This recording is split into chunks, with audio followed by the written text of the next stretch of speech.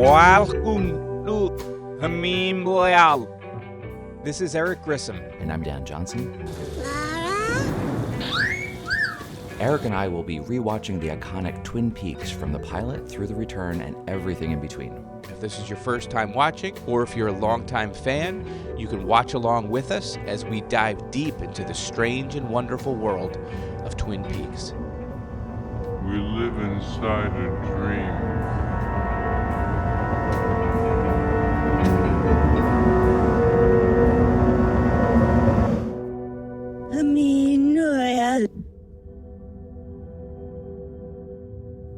Today on Meanwhile, we are talking about Laura's Secret Diary, not a review of the Secret Diary or discussion of the actual Secret Diary, but the episode entitled Laura's Secret Diary. Dan, this is episode number 4 or episode number 11. This episode aired on Saturday, October 20th, Dan, at 1990, still at 10 p.m. This is the best place on the schedule that any show could be. It's Saturday at 10 p.m. Eric, what was running against Twin Peaks? Well, on CBS, Dan, it was the World Series. It was the Cincinnati Reds versus the Oakland A's, and I imagine that would be hard for Mark Frost. I know he is a very big sports guy or baseball guy. From what I understand, Bob Engels, writer and producer on Twin Peaks, was in a fantasy baseball league with Mark Frost. They had been previously friends. That because of that fantasy league, that was one of the reasons why Bob Engels was brought over. And I think even Harley Payton may have been in that same fantasy baseball league. That was a thing back in the 90s? Oh, yeah. I mean, I don't know if they still have those. I don't know anything about sports, but like a fantasy type thing when that was all the rage. So, yeah, I wonder if he was watching a little World Series on the side when instead of watching his own show. Who knows? It was also up against NBC, had Carol and Company and American Dreamer again. No change there from last week, and it comes in third. But it was an interesting show. You know why? Why? Because it was written by Jerry Stahl. Jerry Stahl. And Mark Frost, Harley Payton, and Bob Engels. Now, you don't usually see that many names. That's a lot of names. On a writing credit, and there's a reason for that. Jerry Stahl was in the throes of drug addiction when he apparently, as the legend goes, turned in a blood-stained, half-finished script where some portions had been handwritten. At that point in my life, I'd been thrown out of my marriage, lost a house, lost a kid. I got fired for writing for Twin Peaks, for turning in scripts with blood on them. Now, Jerry Stahl had written for Alf, 30-something, Moonlighting, Northern Exposure before being hired for Twin Peaks, and his memoir, Permanent Midnight, was made into a film. Excellent film starring Ben Stiller, directed by David Velez. I think what Jerry's trying to say is he wants to express the emotions externally, you know, like in the set, in the music. Music. That's what it's about. I'm talking about, why can't Pamela just walk in one day, belt it out and sing it? Just in the middle of a show, for no reason whatsoever. We're talking, it's you and Bert, boom, boom, boom. And then all of a sudden, boom, she pops out and she starts singing, okay? I don't know what, she's doing like an Ethel Merman, I love a parade or something like that. You turn around and a swimming pool opens up below everybody. And then we go right back into the scene. You never even make any mention of it. It's all unsaid. You know what that is? You know what that shit is? That's hot. Yeah. So yeah, this was a very bad period of time for oh my goodness, for Mr. Stahl. He's an excellent writer, by the way. Incredible writer, but that movie I haven't seen that in such a long time. Wow, okay, that's just putting all these pieces together. That's cool. Yeah. Now, writers like in the Twin Peaks world, they were always working on your script. So, like Mark Frost would do passes over scripts and write new dialogue or tweak stuff, or that was common practice. And these guys are always such class acts that you would sort of learn how to do a script, but they would not take credit for it. So this is a special case because it was so egregious that they actually have, you know, the names of all the producers on it because from what Mark Frost said, they pretty much just had to start over. But because they are such great guys, he's still got a top writing credit, so he's still going to get paid, his residuals and everything else. So that's very nice. But yes, that's why when you get to the written by, it's huge. It's a lot of names. From what wow. Mark Frost has said too, they pretty much had to start over. So I don't know like which elements of this were originally in the script, how much was changed. It seems like, by all accounts, a lot was changed. This was directed by Todd Holland, so it's the first time we're going to see Todd Holland, but it won't be the last. I'm looking at his filmography. Wow, a lot of cool stuff. Yeah, so he's coming hot off The Wizard with Fred Savage. So, you the wizard? For your information, butthead, he's headed for the video championships in Los Angeles. He's a very young director. He had been a Twin Peaks fan, so he was really excited to do the show, and I think he brings a lot of really interesting ideas that we're going to get to into it. He's done tons of TV. Like, he goes on, he does 51 episodes of The Larry Sanders Show, which, in my opinion, is one of the best shows on TV. Absolutely. At this time, there's no plans for a podcast, but I absolutely love that show. He's done a ton of stuff, but you'll see his name all over the place. Nothing else. If we should just jump into it. We want to jump into, open the pages, so crack open the diary and do a little light reading.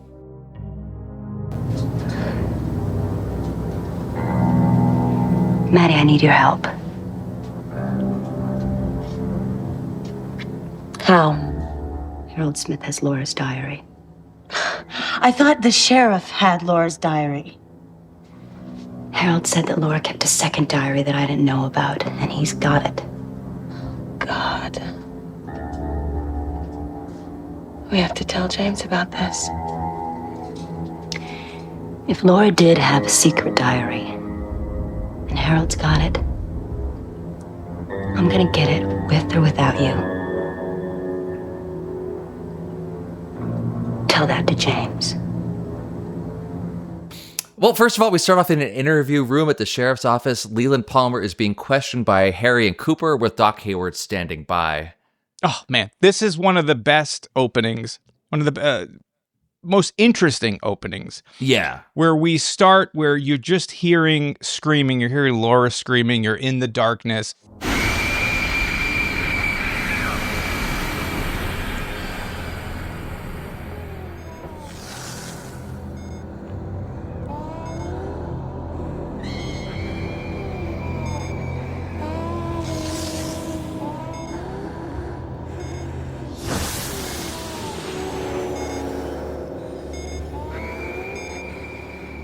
There's so much mystery. You can hear Laura Palmer's voice sounding like a child saying daddy. You hear that life support system of Jacques as he's sort of fading out, and you're being brought out of that tunnel. You don't really know what you're in, and you're spinning and you're spiraling, and then all of a sudden you realize that you're Leland's POV in that interrogation room, looking at like not a ceiling tile, but a Acoustic tile, yeah. acoustic tile, I guess, for the wall. It is jarring to come out of the same standard. You're getting into the mood, you have the music playing of the title sequence, and then all of a sudden it is this rush of the soundscape. I had no idea where it was going. I didn't know what was going on. Disorienting, showing a state of mind all in this shot. Whole opening shot thing was Todd Holland's idea. So it was not in the script. He pitched it to Mark Frost. Mark Frost loved it. It just goes to show like how awesome these guys are and how much respect they give for directors, and they love new ideas, and it's just very refreshing to see. All of this Todd Holland stuff is sourced from the Red Room podcast, which if you go and you find the podcast, you can't get it, so I guess it's down. But people have sort of transcribed these interviews that you could find, and the Todd Holland one is fantastic, and you learned a lot of stuff. Like, they built this thing at 5 times scale. This is exactly what I wanted to know. So that whole tunnel is like it was a very expensive shot. They'd use like a fiber optic camera and a lot of lighting, I guess, to get the effect. But that's what it was. It was 5 times scale as they're pulling it out. It's so cool. Todd Holland designed all the soundscape too. So he had Cheryl Lee come in to do the ADR work, and it was just really cool.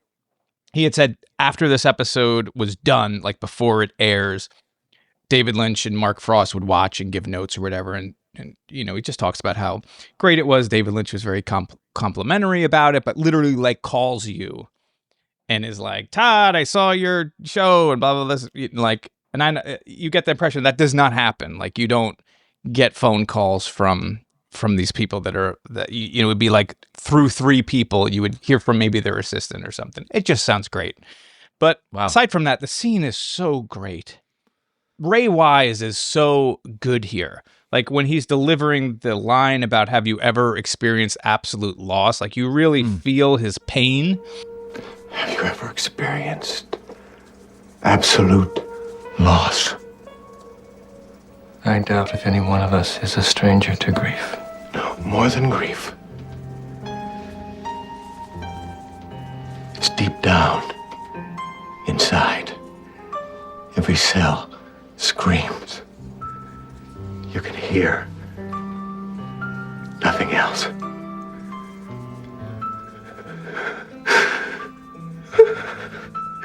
Yes.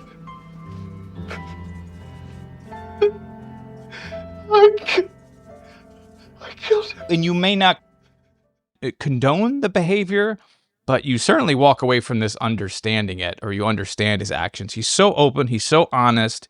He's confessing immediately, like he waives the right to an attorney. Being one himself, he knows how important it is to have representation, and not that he is just throwing himself on the mercy of his friends and the law. And it's such a great scene. And I love the camera work. Like Todd Holland's like, you can tell it's like a young person that's like into the show and is really going to try to impress Lynch and Frost and stuff with the camera like spinning around. You get that great shot of Doc Hayward in the back with his arms folded in the shadows as he's watching it. And Cooper is so quiet in this opening scene. He says like a couple of things, about you're not the only one that experienced loss, or I think we all understand loss, but otherwise it's Harry that's doing all of the questioning. So you have like Doc as sort of the heart and Harry's really being the cop there, and Cooper just really not being into it. We'll get into like Cooper's behavior throughout this episode, which is different. But I love it. What was your take on this whole opening? Yeah, I mean, you pretty much nailed it for me. The Leland, Ray Wise, geez, this, like you said, his performance this is the best performance he's given so far in the show. He has the most to do and is the most like emotional stakes, but he rises to this. He is on the verge of tears the entire time. He shows everything in his eyes, and it's these tight close-ups, not super tight, but like, it's just shoulders up, tight shot on him, and he's doing so much subtle work the entire time. You feel this pain. It's incredible. The point when he does say that, doing the experiencing total loss, and Cooper says, no one here is a stranger to grief. He's like, no, it is beyond that. They give him so much to do, and he does it so well. It's just great. Yeah, I mean, I don't really have much more to say. You nailed everything that happens. On his way out of the station, Doc Hayward has an impromptu medical consultation with Deputy Andy about his little swimmers and has a run-in with Lucy. This scene, there's so much I love about this scene, but Cooper is so angry. Yes, Cooper does not understand it. Cooper is against murder. Cooper can't really connect with Leland's behavior, in my opinion. So you have Doc Hayward coming out and basically saying like, parents should not bury their children. Like he knows all, that's his friend. It's his very good friend. They're obviously family friends. We've seen that with the Hayward Supper Club, and we know that from the story. But Cooper is just not having it. Like he's like that through most of this episode. It feels a little different to me than sort of maybe the regular Cooper, but it's, again, that's his thing. There is an awesome painting that is in the waiting room of the police station. It's like this very tall framed photo of a very large tree. I don't know if you've noticed it. It's on the back wall. You get a better shot of it later or the bottom of it later anyway, when Cooper notices the Circle Brand boots. But I don't know who, I've tried to figure out like who painted it. There's like a Twin Peaks blog and they go over all the artwork and they didn't know. So I don't know who the artist is. It's really cool. I love it. I would love to have it hanging in my room. Andy, I won't say too much about Andy. I know you want to go on about Andy. I will just say his sperms being plural always cracks you up. And I think that Harry goes, I don't know, it's Goes or Goes. I'm not sure, but he's so good in this scene. especially when he's sneaking out of, to try to get into the toilet. And in the foreground is that Neighborhood Watch poster, and then him in the background, and then, bumps into Lucy, and she's just so disappointed in Flesh World. But Dan, give me your impressions of this little scene here. Yeah, I mean, I'll start in the same place you did. Doc and Cooper are walking out, and Cooper says that he's going to claim an insanity defense. So Doc's like, we're gonna have a psychiatrist here. And Cooper says to him, "Do you approve of murder, Dr. Haywood?" He says no. And I think Cooper was just, I don't know. To me, I read him as being kind of like not angry, but like surprised or something at Doc's kind of response. So just. I don't know. How would you put it? To me, he feels angry that they don't see it the way he sees it.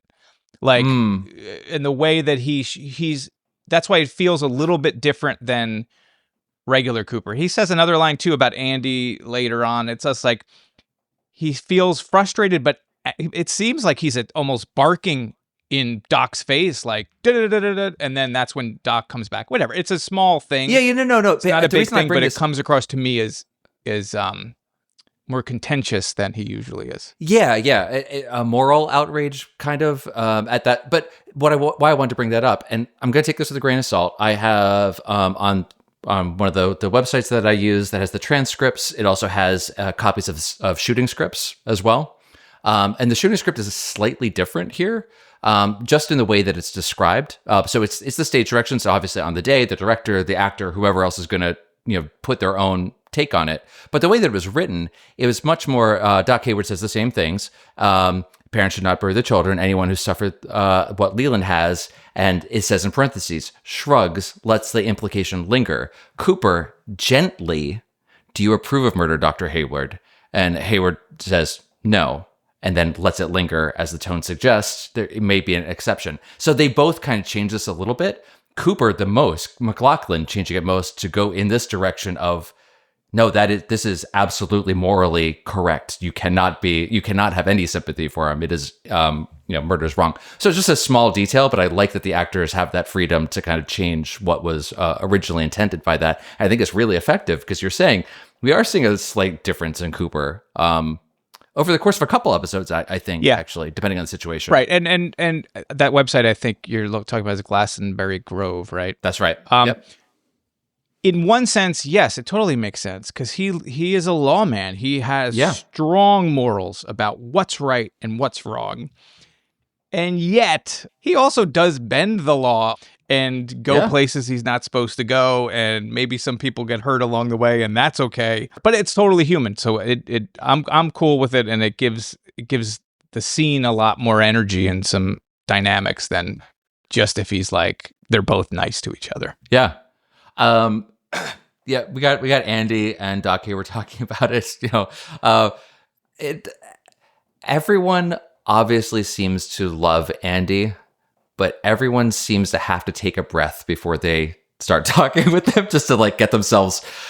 All right, Andy, what can I do for you? It's kind of Doc just takes a beat before he starts talking to us. It's like, this is going to be a thing. But you're right. It just made me giggle when he says it's about my sperms test. It's great. It's just fantastic. I was wondering if it's the kind of test you could take over, if it's like a driver's exam. So good. Just really good. And there's the double entendres. Do you want to give it another shot? It's just funny. Anyway, this is all terrific. The Doc is just like, I'll be waiting in the car. Just go take care of that. Poor Andy and his timing. So he grabbed whatever was available. If there had been maybe a Sears catalog with bra shots, maybe that would have done. But no, Flesh World. I'm presuming it's still the Poodle Fanciers Swingers one. It's a very good issue. So that's a classic, as everyone knows. Bumping into Lucy. The entire thing is a silent exchange. As they ran into each other, she's annoyed by it, then sees what it is, looks behind him, sees the restrooms there, puts it all together, and when she walks around the corner and gives that harumph as she walks off, terrific. It's just great. Poor Andy. You got to use your imagination, buddy. You wouldn't have gotten caught. We move on from here. In the sheriff's office reception area, Cooper and Harry talk about the circuit judge. Andy fumbles his personal cargo, and Cooper makes a connection. Right off the bat, you just get a little bit of an intro to Clinton Sturwood, We'll meet him soon, so I won't say anything else about him. The only thing that I really want to talk about, like, there's that little bit of information that we're going to learn about, that there's no Robertsons that live next to the Palmers, and their current address is Kalispell, Montana. Is that what that was? Kalispell? I thought they were saying that was the last name of the people that lived there. So you're saying Kalispell is where those people moved to? Yeah, that's their current address. So the last owners of the White House now live in Kalispell, and then we'll get an update from Hawken in the future on when he talks to them. The scene where there's a cop that comes in. I don't know who this is. I'm assuming it's. I was like, oh, is this like Todd Holland, or like it seems like it's somebody, because they're like completely hiding their face. This other cop that bumps into Andy. So like this cop enters the station. His name is also Bob, which I find funny because everyone's named Bob. You have got Bob, you've got Bobby, you've got Bob Engels, and you've got this cop who's named Bob. Maybe it is Bob Engels. It could be. I don't know. You can't see their face, but it's just funny. And then his specimen rolls under.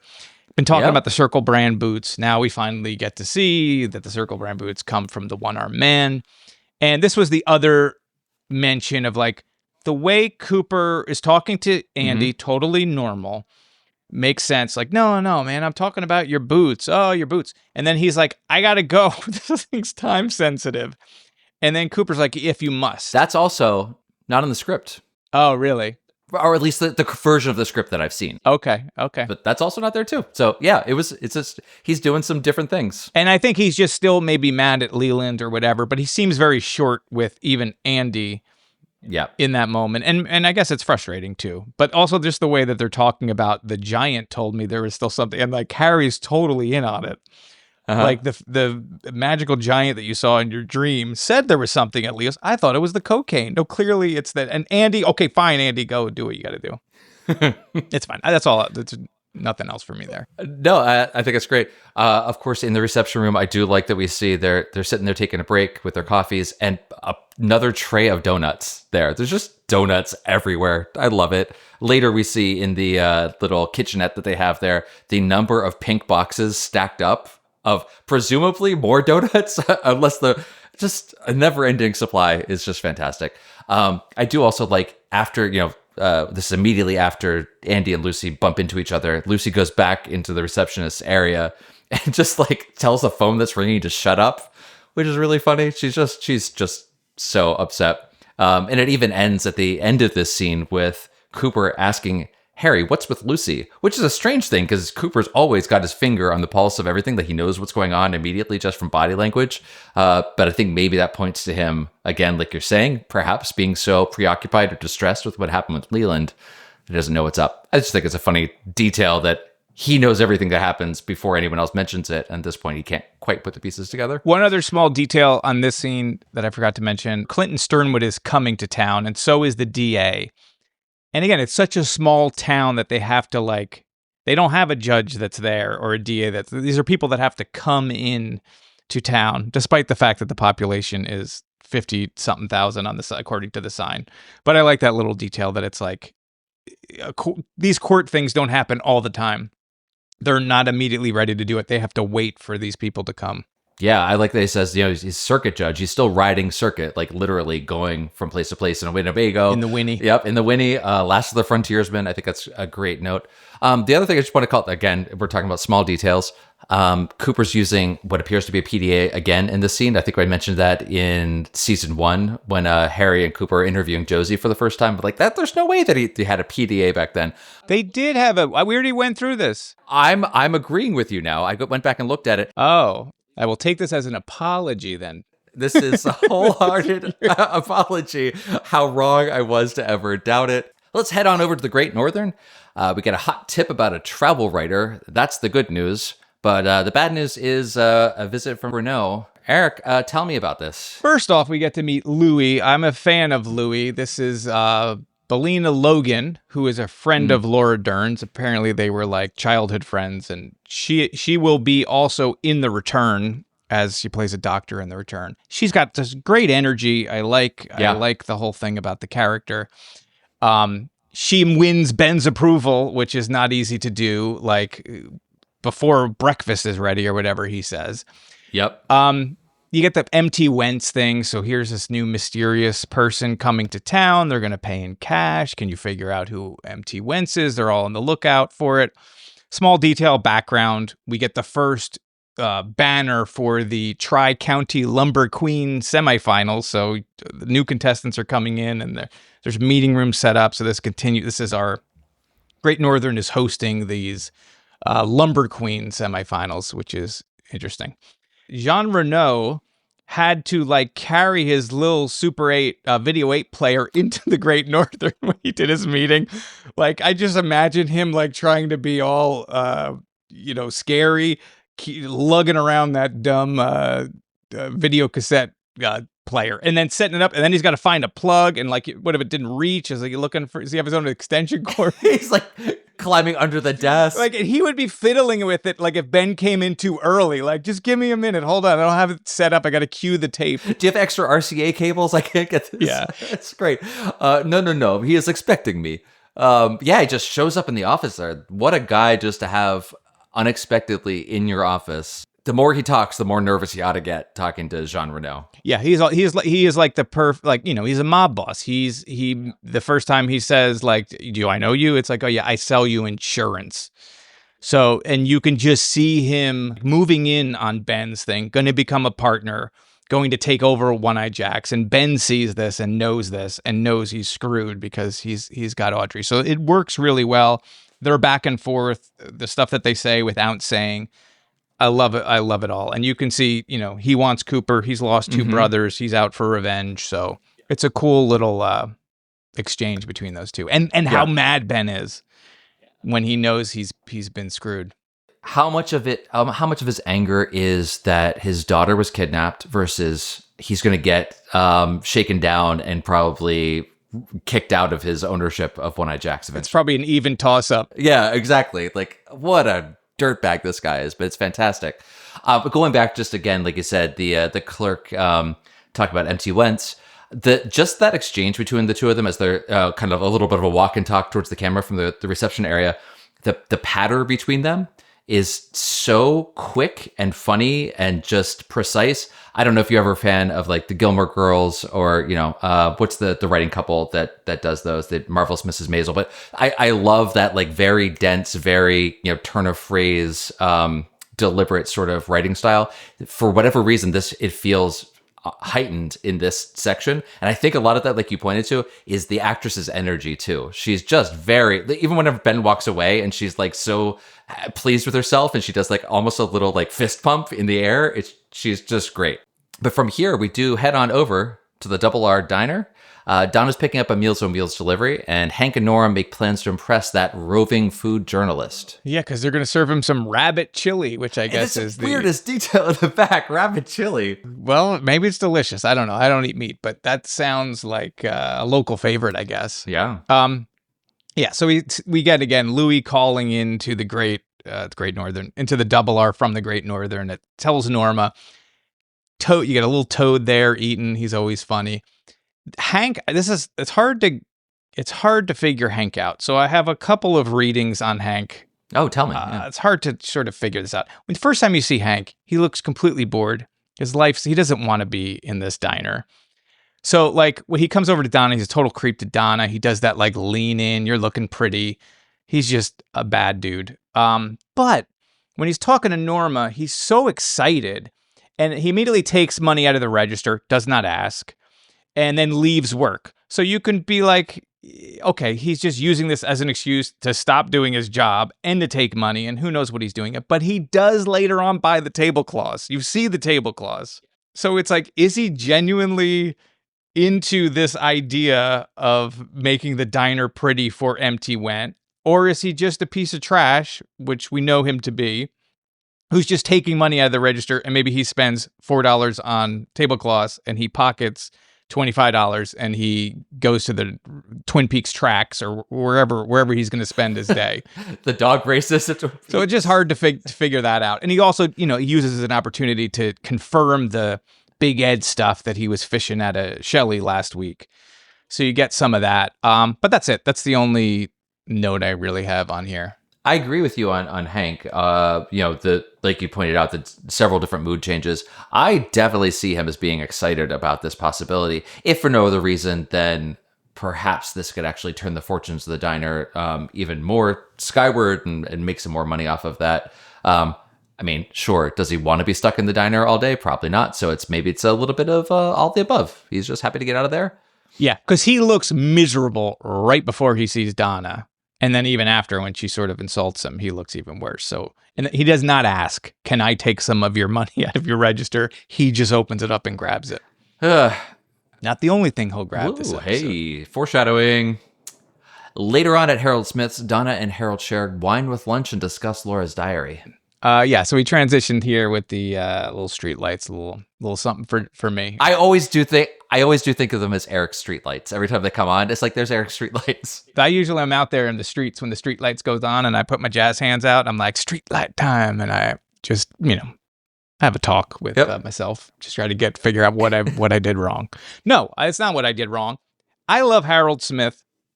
I think he's an interesting character. He is not it's hard. It's so hard with Harold Smith. It's so hard with all of some of these scenes, right? Because I was 15 when I watched them, and now I'm 50. So clearly a guy chilling out, drinking wine, hitting on high school girls is not okay.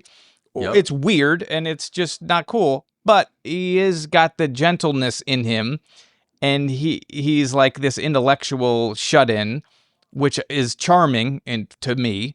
But he is a weird dude, and I think like this episode in particular, you got to put him on your suspect list. Like he has got plenty of makings of potential menace. The fact that he's got Laura's diary, we know that she gave it to him because we read the book. But still, like he doesn't. Is this the part where they talk about the police? Maybe that's going to come later. No, it is this part where Donna's like, "Hey, this could be evidence. Like we should give this to the police." And he's very cagey. I've been through this whole thing. Like whatever. All right. So with all that said, which was a lot, I love when he reads the passage. So we're reading a passage that you and I read. Sometimes I worry that she wouldn't be around me at all if she knew what my insides were like. Black and dark and soaked with dreams of big men in different ways that they might hold me and take me into their control. I'm sorry. It's from October 3rd, 1985. It's the same entry where she mentions cream corn. I want all my garments here. So it's just a wonderful the way it works out. I can't imagine that was intentional, but the fact that it's all sort of lining up and working is the way that Twin Peaks works for me, because of course it's all, these things are coming from the universe. We're pulling them from the universe. So of course there's connected tissues between this scene and that particular passage that he reads. And it's great. And I like how he's also reading it and like, he can't believe like, oh, I said that. Is that are you uncomfortable? Like as if he's just randomly, like he wasn't up all last night knowing Donna was going to be here, finding the perfect passage to read her. He's read this thing cover to cover probably 100 times. Oh, that's interesting that you say it that way. Like, yeah, you're probably right. He did plan out what he's going to choose. Whenever he picks up the diary, he perhaps acts like he's thumbing through it to find something. But he does, whenever he lands on that page, he goes, so either way, either he planned it or he didn't. Either way, he's like, this is a good passage to read. But does it make you uncomfortable? Like, it's a weird, if it wasn't intentional, it's a really odd thing to be like, oh yeah, this is a perfect passage. If it was intentional, then it's even creepier. Right, because we've read the diary. It's full of all sorts of stuff. It's clearly a passage about Donna, one that she wants to hear to help her better understand Laura. So it's good, and again, I am conflicted with him because I do find him interesting and like a tragic figure for all those reasons. But he's saying, he's basically saying, I like to learn. People tell me their stories, and I collect them in this living novel. Who tells you these stories? Friends, lovers, maybe someday you too. And she's like, she is at best a senior in high school. So whatever, it's fine. It's all good. Yeah, that was the creepiest line to me, to connect, friends with lovers. Well, maybe someday you too. Like, it could be read as, there's just enough deniability in there to make it not overtly creepy, but it's creepy. It's gross. What do you got for Harold? No, I think you pretty much said everything. The only thing I want to mention was just the way that he was thumbing through and chose that passage of all of them to choose. But I like your almost obviously correct answer that he knew this was coming, so he was finding the perfect passage to either give Don, maybe all of the above, give Donna some information, give her some insight into Laura, how Laura was thinking about Donna at the time. This is also a time when Laura and Donna were growing more apart because Laura was trying to protect people around her from this thing she had inside her. She felt like she would alienate Donna. So it is all very useful for Donna to have this new perspective on what was happening with her friendship at the time. But it's also a very uncomfortable scene. So he had to have known exactly what the effect was going to be on Donna. So yeah, just creepy. He is no different, really, than the guy that had the bike shop on Diff'rent Strokes. Maybe we should have a little more wine. No, thanks. I'd rather get bitten on the teetsy. I knew it. He immediately gets you over. He's showing you stuff maybe you shouldn't be seeing. He's getting the wine out. I believe that was his move, right? He gave Dudley and Arnold the wine. And he's giving a high school kid wine. So I guess I gotta be anti-Harold by the end of this. But they should not be putting these how-to videos on TV. This is not appropriate. Hello, it's Eric. Welcome to the midpoint. You didn't realize there'd be a midpoint, but here we are at the midpoint. I want to take a minute and thank some of the Black Lodge members that have joined us in the Red Room. Who are we thanking today? We're thanking Banjo Track. We're thanking Dawn Adamo. We're thanking Gregory Flanagan. And we are thanking Chuck Suffle. I may want all my Garmonbosia, but you will have my heart forever. How did they get here? How did they get a shout out like this? Because they have joined our Patreon, which is available right now. You get access to the Pink Room, where we have a discussion of the cast of Twin Peaks on Donahue, and the Wild at Heart episode of Club Silencio has just launched, so you're going to want to listen to it. You just have to put a couple dollars down. It is free, too. You can also join for free, and you should be able to use the chat and to communicate with all the members, and you can ask us questions, and we'll do Ask Me Anythings and whatever you want. It's an open community that I'm figuring out as we go.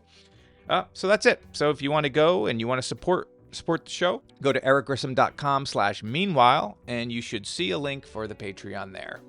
All right, let's get back to the proper episode.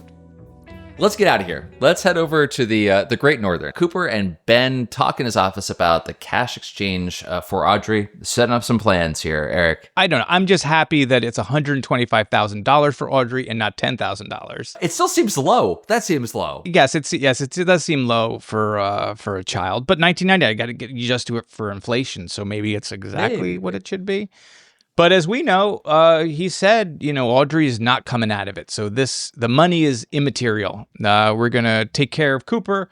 We're going to get a little bit of money, and we're going to force Ben out of the One-Eyed Jacks. I don't have much on this. It's just love Richard Beamer. Like, he's such a great actor, and he's such a great sleazy business person. Total aside, if you can, you should look up Richard Beamer's photos, because he took a lot of photos on the set of Twin Peaks. I believe it was the final episode. He kind of went around with the camera, and you get some great candid photos of the cast. He's got a great eye.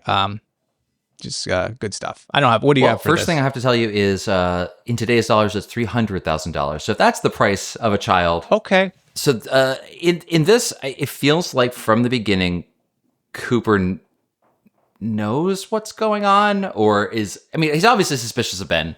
How could you not be? Ben is just a terrible person. Yeah. Whether he thinks that he has something directly to do with like the literal killing of Laura, he knows he's a bad dude and there's a bunch of stuff going on. So he's well aware of that. But the line where he's like, you came directly to me, didn't tell the cops. That's at the first sign of the police, they would kill her. That's no reason to circumvent normal channels. But he almost says it to himself out loud.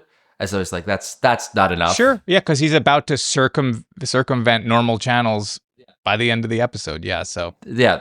Like, or he's, yeah, well, he is too. But I'm thinking is more like Ben is coming directly to me, circumventing normal channels for some other reason that's going on. It's not because of the police. There's something else happening here. So he knows. I think he's got that. Yeah. I don't know if I would go so far as to say he thinks he's in on the thing, but absolutely, there's more to all of this. Yeah. I mean, I would take Ben at his word. He seems like an upstanding gentleman, but maybe not Cooper. But I think that's it for this small scene. We can head instead over to the Packard house. Josie's back with boxes and bags in hand, and she learns some news from Pete. Jack Nance is so good in this scene. All of his mannerisms and his, I don't mean as an insult, like the strangeness about him, and the way he articulates his dialogue and everything, and the movement, and then the hug, that breaks off. Josie just acts like she has no idea. She's just full of it. It's an interesting scene because it's like very short, but then we're instantly jump into that transition to the wind through the trees, and we hear that thunder, which is great because the storm's approaching. And this was also Todd Holland's idea. I also got this from that Red Room podcast. I've never actually heard the Red Room podcast. I've just seen, I know there's the Twin Peaks Unwrapped.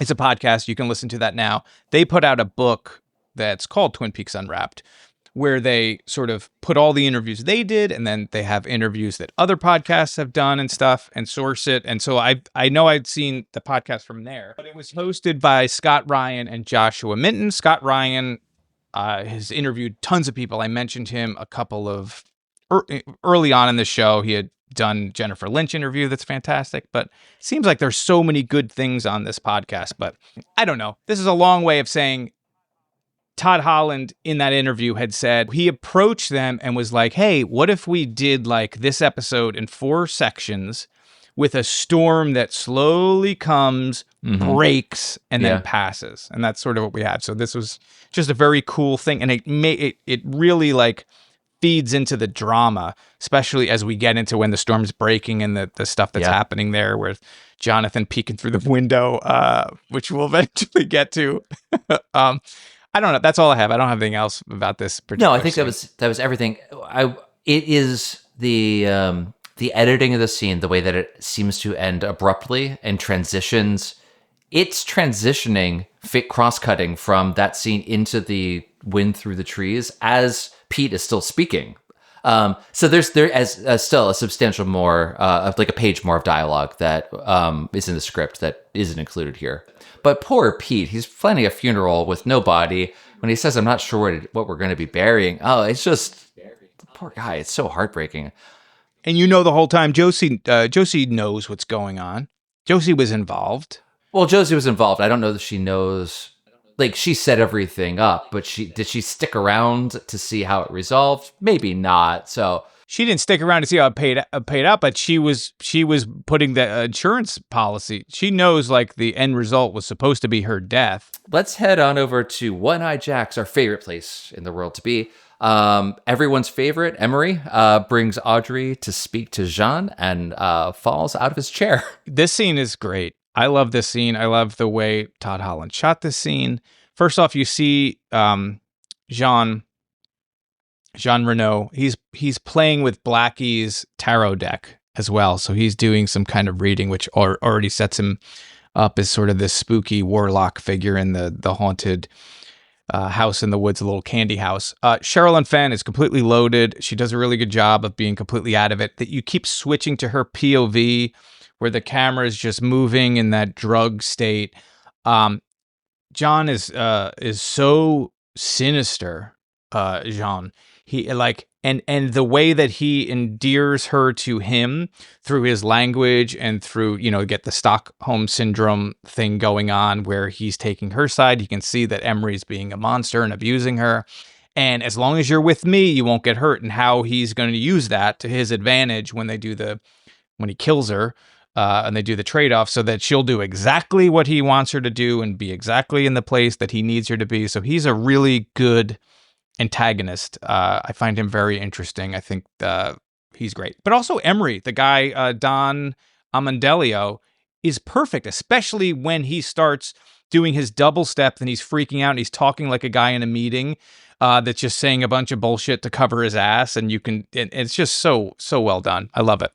Yeah, I think they really like Emery is a loathsome character from the beginning. We get to see in an earlier episode, him kind of flop sweating as he realizes he's in over his head. But this is switched back to the other position where he thinks he's in control. And he's lecturing Audrey, and he's being so condescending to the absolute 11th degree. It's terrible, and then gets shot. It's perfect. It's beautiful. And just seeing Jean pull out the gun, you don't see him actually shoot Emery, but then just cuts over to Emery, bullet through the head, laying back on the floor. It's great. Sherilyn Fenn does a fantastic job when she breaks and she's just crying, and he's there to embrace her in that complete moment of vulnerability as the guy that just caused the thing that is breaking her down, and she's got nothing to do but hold him back. You can't hold someone back, but to stay there cradled in his arms, and it's such an effective scene, and it's just, you can feel all of the stuff in Audrey's character just let out all over the floor, and it's great. Let's go back to the sheriff's station, Eric. In the kitchenette, Cooper tries to give Lucy some advice, but without a lot of success. It does not work out. Cooper is not really communicating that well with Lucy today, or a lot of people. It feels like he's having some issues today. I don't know. Andy trying to talk to Lucy, it just feels so bad for Andy, and now he's in trouble because of Flesh World, and he just can't seem to catch a break. Oh, we learned some stuff about their relationship, right? So that they used to go out. They went out for a year and a half, but then they broke up, and in that time, she slept with Dick Tremaine. Are you still seeing this Dick? But at what point did they break up? Because as you watch the first season, especially the early parts of the first season, it seems like they are still a couple. Yeah, absolutely a couple. But yet they broke, at what, I guess, is it supposed to be that the episodes, because it's only 2-week period, so she wouldn't know she was pregnant within a week. So it has to be that she slept with Dick and they were broken up a long time before the pilot. It has to be. You're right. It's like, for us, we've got an entire summer, so it's like, okay, I guess it's some. Oh, wait a minute. It's literally days later. It can't possibly be that. You're right. Right. Yeah. This is we're only a little more than a week off from the pilot. Yeah. But it's whatever. It's fine. I don't. Maybe I'm missing something. No, you're right though, because it didn't really think too deeply about the timing. But yeah, it can't possibly be that. Oh, they were just taking a break for a couple of days, and she slept with Dick, and now she knows she's pregnant. Like, no, I don't know. I don't know when it happened.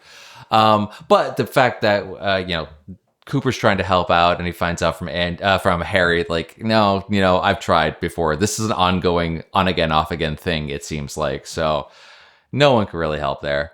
I think what's important at the end of the scene, though, is Cooper makes the decision that he's going to need to bend the rules a bit. So he asks Harry if he can set him up with a bookhouse boy. He wants the best. He's going to need it. The best bookhouse boy. He needs the best bookhouse boy. Harry says he's going to set him up. The best bookhouse boy will meet him at the Roadhouse at 9:30. So, but he's decided this is he's going to go through with it. He needs some protection, or he needs backup. So he's going outside of regular channels here. It's a nice compliment to the favor that Harry asked Cooper last episode. True. About taking Josie in, and then there he is to meet him to return the favor. Is very nice. One other thing to have, or I have two things. The thing with Lucy, where Cooper's like, do you want to be with Andy? She's like, I don't know. And then I think he says, do you want to be with this Dick or whatever? And she's like, I don't know. That's real, though. I mean, Yeah. There's plenty of people listening right now that are in that situation where you don't know what you're going to do. So I feel like that feels very real to me. The last note that I have on this, which I think is one of the best things in the world. So Cooper comes in before he talks to Lucy. He diffuses the situation. He's like, Andy, go get some air. I love that Todd Holland made the decision, assuming it's Todd Holland or maybe whoever edited it, to cut back to Andy before the scene goes away, because Cooper and Harry have left. no one's told Andy to come back in, and you hear it's starting to rain, and he's going to sit out there for 2 hours before someone's like, Andy, what are you doing out here? Because Cooper told him to go outside and get some air. I just like that decision to go to him, and you hear the sound of the rain coming. It's great. He's a well-trained golden retriever. He's just, I love this guy. All right, Eric, it's dinner time at the diner, and a stranger's come to town while Donna and Maddie talk things through. Yep, so you get the DA arriving. They think it's MT Went. I'm curious, do you remember all of the MT Went stuff? Like, Not really, no. Okay. No. Okay. It is a mystery that you eventually will figure out. There is a MT Went character. Have we seen them in this episode? Ooh. That is possibly true. Is it actually Toad? Maybe it's not true. Is Toad actually MT Went? I don't even know. So here's the thing. We see the tablecloths. So Hank did the effort of buying tablecloths and putting them out. And he does seem to make a genuine effort with this MT Went character that we know is the DA to tell him about the bathrooms. We just fixed the bathrooms and all of that stuff. The Toad eating out of the pot is a very funny gag, and I love all the stuff with Toad. Everything with Toad, you can't understand a word he's saying because he's eating the entire time, so he's mumbling. Yeah. The only thing you can hear is like when he's in the kitchen, he's like, "Oh, this is good," and Norman catches him. It's just, I love that. It's just such a strange, funny little non sequitur that works so beautifully. Yeah.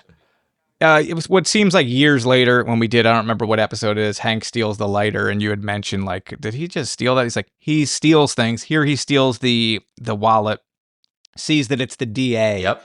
Still holds on to it, does that kind of weird face to the camera, but that's a whole other thing.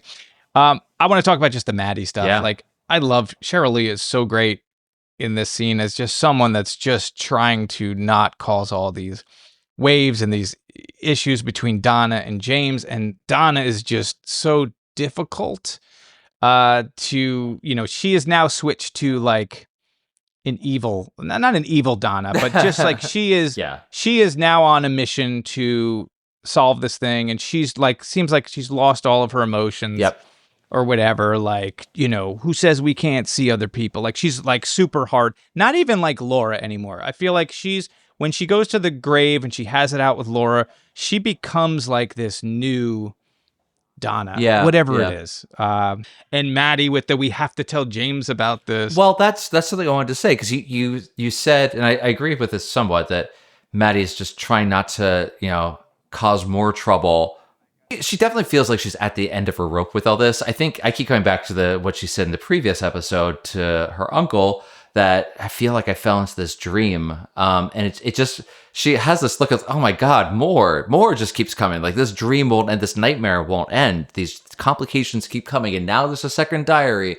And oh my God. And now Donna's seeing some other guy. And how's this going? But she didn't have to say, we got to tell James about this. Just like, if she was really trying not to cause trouble or stir things up, I don't think she would have brought James up at all. It was a weird choice to do. Like, maybe it wasn't a conscious, like, malicious thing. I don't think that at all. It just wasn't very thoughtful to say, like, let's bring in your ex-lover that you think I'm having an affair with. Let's bring him into the conversation as well. Not the best thing to say. Yeah, I see that as a little bit more innocent, that we are these three musketeers. We've done all this stuff together. We've broken into Jacoby's house together. We let's get the team back. Like, we got to bring James in, and like, we do all these things together, whereas Dawn is now off. And I feel like she's trying to mend fences there. But with the dream part that you mentioned, for me, that feels like where she's falling into the dream where people think she's Laura, like she's almost becoming Laura in a way, in ways that she doesn't necessarily have an agency over. But I don't feel like she was like, and I'm not saying you're saying this, that she was trying to just bring James in because she's interested in James and therefore she wants to have a relationship or anything with him. I just think it's like, of course we would get James in. We've done all these things already. I'm saying more read the room, Maddie. Like, the last time you guys got together, there was a love triangle happening right in front of your eyes. Like, maybe this is not the right thing to bring up. But also, Donna is being like, what's the word? Insufferable. Oh, yes, she is. She really is. She's just so much.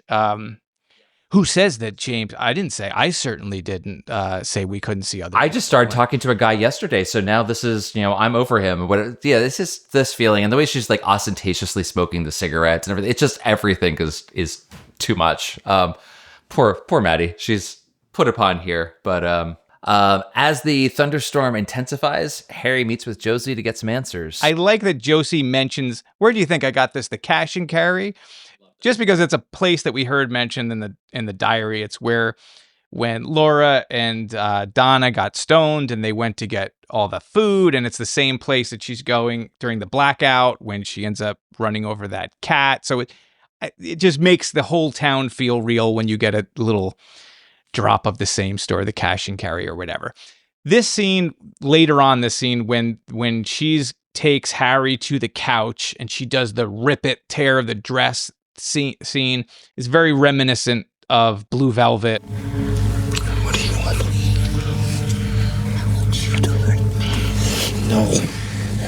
I don't want to hurt you. I told you I want to help you. Played in a similar style.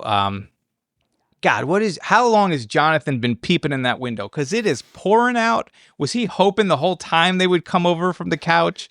Was he going window to window like when the Martells were arguing in the mill? I don't know. Josie's a bad egg. That's all I got to say. I don't have much else on this one. Poor Harry. Joan Chen is great. She does such a good job with her character. And later on, when we get that scene with Jonathan and her, we'll talk about it later. But she just does a really good job with the role. But I hate her. I hate Josie. She's just constantly playing people. And Harry is just falling for it. I think he wants to believe in her, wants to believe in their relationship, but I think he is finding it harder and harder to fool himself into it. And since we saw, Josie in the last season and revealed for who she's not, we don't necessarily know what is exactly going on yet, but we know she's not what she claims to be. And has more involvement, obviously, in all the machinations going on. It's just ramped up to 11 in this scene as well. Coming in, she's being so overtly manipulative, in a ham-handed way as well, to the point where like Harry's definitely not buying it either, and she's just having to rely on sex, both with modeling the negligee and then bringing him over to feigning, or I guess, feigning, like, I can't believe you would even accuse me of something like this or even think of something like this, that I'd have any involvement, and then using sex to try to like smooth everything over. It's just, she's not good. I think you're right. She might not be good. One thing too, besides Jonathan standing in the rain, which that's great. That picture of him just walking around the house, checking windows is fantastic. He's got a ladder. He's on the second story.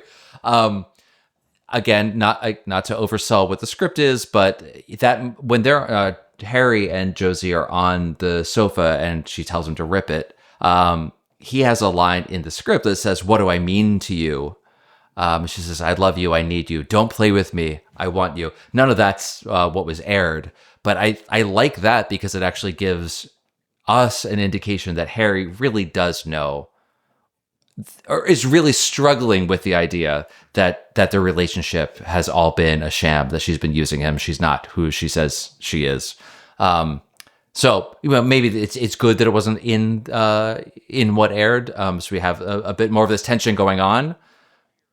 It's so good though. Like Joan Chen is so good because you watch it happen. Like you're saying, like where she's like, "You don't believe me." She tries each one of these avenues that, oh, this is what always works. I'll just say that I was shopping and then everything's fine. Oh, he's not believing Yes. it. You can see Harry like hitting each one of these toll booths and he's left his easy pass at home. He's going through it. They're going to send him a photo of him flipping them off.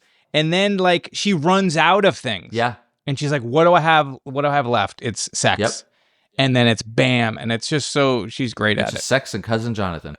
Well, Eric, as the storm rages, the circuit judge arrives at the sheriff's office and Lucy sees Dick again. Yeah, more. Here comes Dick. I love Richard Tremaine is a fantastic, awful, irritating character, but cracks me up.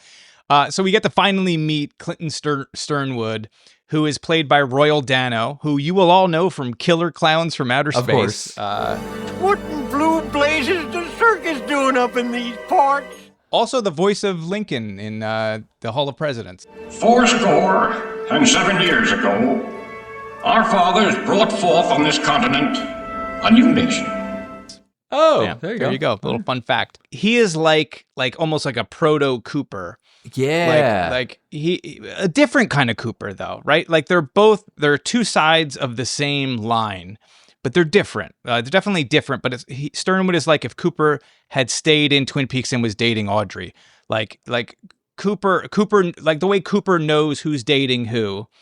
You get, hey, what's your name, Harry? You got Philly troubles? Yeah. If they don't take the saddle, you get two options, and I won't bore you with either of them. Love that line. Well, why'd you say anything? I want to know what some of these options are.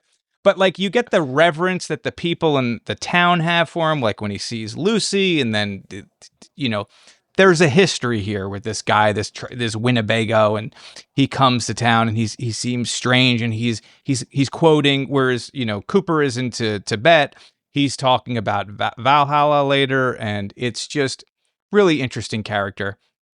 I like him. Dick, his great speech where you think he's going to be a nice guy, and it's eventually he manages to scrape together $650 for the little problem because he called around, and that's about the average cost that it would take. I love Kimmy's performance when she dismisses Dick. I'm going to leave that for you. Sure. The camera work is so interesting in the end of this scene. Like when Lucy is upset, she does that great get the hell out of here moment. She goes into that closet and she's crying, and we just move over, like she slams the door and you hear the crying, and then Andy is bringing Leland, and then you see Andy's concern for her when he stops and he listens, and you just saw this Dick leaving that doesn't care about her, that's trying, and it makes you even more angry at Lucy, to be honest with you, a little bit, because it's clearly this is the guy that would do anything for you, and he cares about you and he loves you, and yet he's getting it's painfully obvious who she should be with. But that's all. I just, all this stuff happening, and I want to know what the two options are for a filly that don't take the saddle, which also sounds a little like kind of sexist. Kind of. And then you have the whole thing with him and his wife, who's also the law clerk, but not his wife. And but also they seem happy. So I don't know. Dan, what's your take on Clinton Sternwood? Yeah. I mean, you get him coming in, and like this, we had a description of him from Harry previously, the Last of the Frontiersmen. He's got this almost costume on, with the big long trench duster and the tie and everything. He's just stepping out of a different era. It's like a traveling wizard. Everyone loves him. Obviously, Lucy comes up to him and gives him a big hug right away, and he's consoling her, like knows something's going on and consoling her. Like they all have this relationship, which is really nice. Things are hard out in the world, but not as hard here in Twin Peaks. Like, it's just a nice guy. Everyone's just super happy to see him. And like Cooper, he also strikes out with Lucy in a way. Yeah, right. She's like, I don't want to talk about it or whatever. So. There's no helping her. She's got to learn to help herself. But she does the whole thing with Dick, and he can't even say what the little problem is. Like, he's just such a weasel the entire time. But yeah, thank you for leaving Lucy's building explosion at him. It's the most Lucy way of doing things. I want you to put the money back in your wallet or your pocket. Like, okay, sure, whatever. You don't have to. I want you to walk out those double doors. The second one squeaks or sticks sometimes. I put your key in the ignition. I want you to turn it. Like, it's just Lucy. Jesus Christ. Get to the end. Yeah, a lot of details. But then she builds on it. I never want to see you again. And if you say another word, I'm going to scream. And he almost speaks, and she almost screams. It's great, the two of them. But yeah, the real heart of it is she goes into the other room and is sobbing, and Andy's stopping there and being like, I have a job to do. I have to take Leland over here, but I want to be there with her. Poor Andy. That heart, it's just going to break. So from there, we enter the conference room where Andy brings Leland before the judge with Cooper and Harry in attendance. Great map of Twin Peaks on the blackboard. Have you taken stills of it and reconstruct? Like, that drawing is really good. Yeah, and you can find that on online, and I'm it's sure. such a great way of looking at the town. So, okay. So first off, the judge is just very kind, concerned, but like Cooper has a reverence for law and procedure. And so we're going to follow the law, but we're going to use, clearly he's got a lot of empathy for Leland and for the people of the town. It's awesome. But when he does the line, when these frail shadows we inhabit now have quit the stage, we'll meet and raise a glass again together in Valhalla. and so, of course, the idea of inhabiting shadows of ourselves with all the stuff we know about Bob and all the stuff we know about Mike and the giant, and like that line clearly resonates with me. And that particular way of speaking about the shadows and Cooper, again, it marries the two for me as being sort of spiritual people that are also arbiters of the law. Love it. Leland representing himself. Leland is a lawyer. He would know that is not usually the way to go, but he is going to do it, and God bless him. The scene with Sid. So Sid comes in, enter the law clerk, Sid. She's played by Claire Stansfield. She was in Xena, Warrior Princess. I'm sure she was in a bunch of other stuff, but I know she was in that show. They're all like just enamored with her. Mm-hmm. All of them. Especially even Cooper. Like Cooper's just like, wow. But when Cooper looks at her and he looks like he's all wide-eyed, Harry's staring at Cooper the whole time. Like, it's weird, like just watching Harry's looking at Cooper, looking at her. So it's a strange love triangle maybe is forming. You guys can ship them in your fan fiction. I don't know. What do you have to, what's your take on Sid and the wife, no law clerk? It says it's not the wife. But yeah, Cooper's reaction of, what does he say? Like something like man, oh man, or something like that. Like approvingly, like, wow, all right, what a life sort of thing. Yeah, I think it's you mentioned the judge's speech, we'll raise a glass to each other in Valhalla. Valhalla is just unexpected reference to make. The land of where fallen warriors go to receive their reward after dying in battle, as an interesting thing. I wonder if there's some Norse mythology kind of associations here. Odin and the storms, associated with storms. The Thor is more with lightning. But anyway, I just wonder why Valhalla of these things. But again, we get to see more of the relationship that's been obviously built over many years. The judge says to Leland, "You've been before me many times before." They know each other, obviously have, some respect for each other. Sid coming in, she's just almost feels like a force of nature in and of herself. She is a big presence. She comes in that colorful, kind of native print jacket that she's wearing. She's just striking. She's beautiful. Yeah, she's just a presence immediately on the screen. And I think she knows it. She definitely has this look of like, yeah, this is kind of the reaction I get. But I hope to see, I honestly don't remember. Like I say so many times, every single episode, I don't know if we see more of her. I hope we get to see a ton more of her. She seems like a very interesting character. So I look forward to that.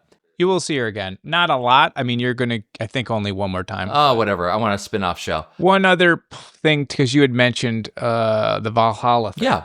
I see that like we've introduced Tibetan thought.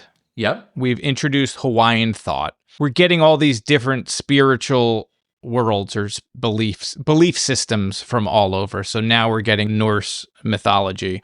And then we have our own Black Lodge, White Lodge that hasn't been named yet, but stuff we've seen with the Red Room. So I just see it as building all of these beliefs and how they're sort of interconnected. And it weaves it all into this, Twin Peaks tapestry. I like that.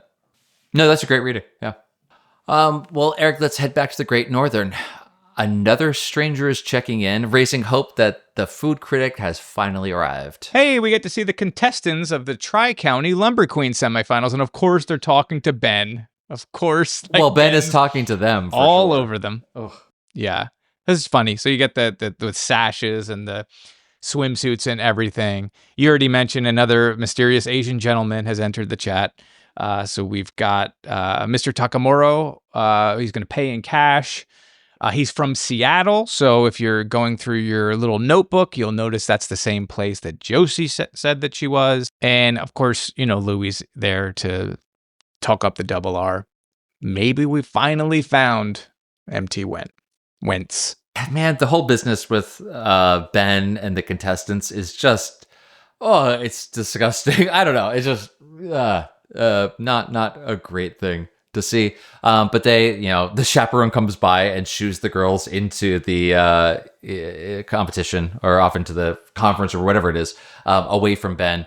Then Ben notices Mr. Tojimura checking in and just kind of looks him up and down and gives that slight nod, bow to each other. Yeah, which is great. Back at the Packards, Josie introduces her cousin Jonathan to Pete, and they discuss tying up loose ends. We finally named Jonathan, even though I think I've accidentally named him before. You have. He is introduced as her cousin. You can't believe a thing that Josie says. I love how she switches to almost perfect English.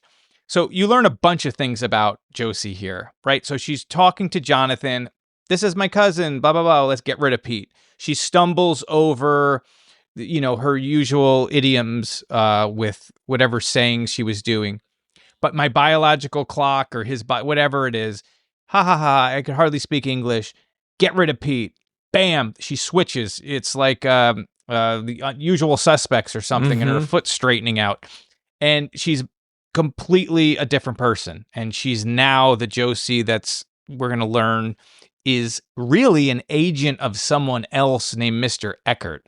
So she was planted here 6 years ago with the intent of selling this mill and then sending the money back or doing whatever and returning to Mr. Eckert in Hong Kong. So as much as we say she's a villain and we find her to be deplorable in a lot of ways and how she's using people, she herself is being used. So she is just a pawn in a greater game, and we haven't seen all the players yet.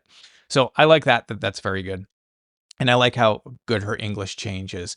She immediately puts Jonathan onto Hank, so he's going to get a talking to. And she does say that bit about Harry, where he asks her about Harry, and she says he means nothing to me, and he's like, that's not what I'm asking or whatever. It's a good scene. Adds a little bit element to Josie. It deepens her character, and we're gonna see where that goes. That's all well said. I don't know what else to add to that. We just see in stark detail the duplicity of Josie, down to, did she even need English lessons? I know. Yes. Did she just do that to sleep with Laura? Upside down. Did she do that just to build a stronger cover? Yeah. Definitely that for sure. Again, I'll just mention a thing from the script. Take it with a pinch of salt. But the scene in the script does end with Pete returning with coffee. Pete says, here you go, fresh pot, help yourself to cream and sugar. They say, thank you, Pete. And I can promise you it hasn't been anywhere near a fish. Pete and Josie smile, and then he says, private joke. But it's just nice to call back the percolator thing. Anyway, but yeah, we're introducing new characters like we've done in the past. We're going to keep mentioning people, and finally we'll get to see them. So will we get to meet this Mr. Eckhart? Time will tell. But meanwhile, Eric, at the Roadhouse, Cooper buys the best bookhouse boy a beer. Well, before even Harry gets there, Cooper is building some kind of inverted pyramid with nutshells. So in front of him, he has put out this inverted pyramid of like peanut shell, the peanut shell, the peanut, and it goes all the way down. I don't know what is going on with there. Is it some kind of like a Buddhist thing, or I don't know, but it's kind of a weird, strange detail, but I love it. It's part of his intuitive deductive reasoning, obviously. Who knows? Goddamn this scene. If this scene doesn't crack a smile on your face and fill your whole heart up 3 times too big when Harry comes in, this is a scene that stands out. First time I saw it, like, remember, I feel like my sister and I were like almost like applauding because it's so great. And you're like, here's the best bookhouse boy in the whole world. And you're like, oh, these best friends forever. I love it. It's just a big swell of emotion. Wonderful. Let me buy you a beer. Like, it's just, these guys are so good together. Yeah, I mean, it's just, I love the beat that it takes Cooper to realize that when Harry says that he's here and then snaps and points at him and he's just so pleased. He's so, of course it's you. Thank you, buddy. It's great. This scene must be just lodged in your heart permanently. It's. Do you think Hank gets jealous because they were like friends and now his new friend is Cooper? And I don't. Yeah, maybe Hank used to be the best Bookhouse boy, but no more. I don't know. Well, they were best friends together. Maybe they were double best Bookhouse boys. Yeah, and now his best friend is with Cooper, and Hank's sitting out there getting beat up by Jonathan. Well, I was just gonna say Hank's got bigger problems, Eric. It's after hours at the diner, and Hank has a tussle. He does. I don't have really much to say about this, other than I have often theorized that Norma lives in the double R, either above it or behind it, and this scene could either say yes, she does, because Hank's living with her, and he's answering the door in the middle of the night because he's in bed, or she has her own apartment somewhere and she doesn't want to live with him because she still loves Ed and she's making him sleep in like the kitchen or a back room. So it could go either way. I think it's going to be the former because I don't think Norm is the person who's going to say to the parole board, he's going to be living with me. He is my husband. So they're going to be living together and then not actually do it as much as she may want to. She has an obligation, but I read it that way. But yeah, sure, it could go one of two ways. I want her to not be living with him. Well, I think that's the thing. I feel like it makes sense for her to live somewhere very close, if not in a place like the Double R, because that's her whole life. Yeah, I don't have anything other than Blood Brother, the Blood Brother thing. Yeah, what was just a callback because he did that to Josie, and now yes he did. He's doing it to him to show him who's the real blood, like who's really in charge. This is the sound of me slapping my forehead because I completely forgot that had happened. When he said Blood Brothers, like, what is going on? Okay. But of course, that's the thing that happened before. Okay, that makes total sense. We also do learn that Hank does not know Kung Fu as much as he may think he does. He tries to do like a roundhouse kick, and it's just ridiculous. I think it just shows like Hank's overconfidence in himself, which I think is really great to see him literally knock down a peg or two. And when he gets knocked down, he's like, I'm just going to stay down here for a while. Which is a great funny line. It's actually like, I almost want to applaud him for being like, you're about to probably get murdered here. And you're just like, I'll just make a joke. That's cool. But it's a great cliffhanger ending with the flashlight getting smashed on the ground right next to him as it cuts to black. So I'm on the edge of my seat to find out what happens next, Eric. Next time, we are going to The Orchid's Curse. That's next. It's going to be directed by Graham Clifford. And I'm not sure offhand who the writer is. I think it's some new writer as well. Fantastic. Oh, Barry Pullman. So new writer, new director that we have not seen before. So we'll see how that goes. Fantastic. Until then. Until next time. Thank you for listening to the Meanwhile podcast with Dan Johnson and Eric Grissom. If you would like to support the Meanwhile podcast, join our Patreon. It's available right now. You can sign up, and for just a few dollars a month, you can keep this show going, and you can get access to some exclusive podcasts and some secret stuff that you're not going to find anywhere else. So if you'd like to join, go to ericgrissom.com/meanwhile and look for the Patreon link. If you like our show, please consider rating and reviewing the podcast on Apple Podcasts, Spotify, or wherever you're hearing this now. Meanwhile is produced by Eric Grissom and Where's My Robots? The Meanwhile theme song is written and performed by Paul Finn and Evening Pines. If you want to let us know what you thought of the show, you can reach Dan at danjnj.com, both on the web and on Blue Sky. Eric can be found on Blue Sky at ericgrissom.com, which is also his website. It's also me, right? That's weird. We'll see you again. And in the meantime, be good. Listen to the sounds. Meanwhile.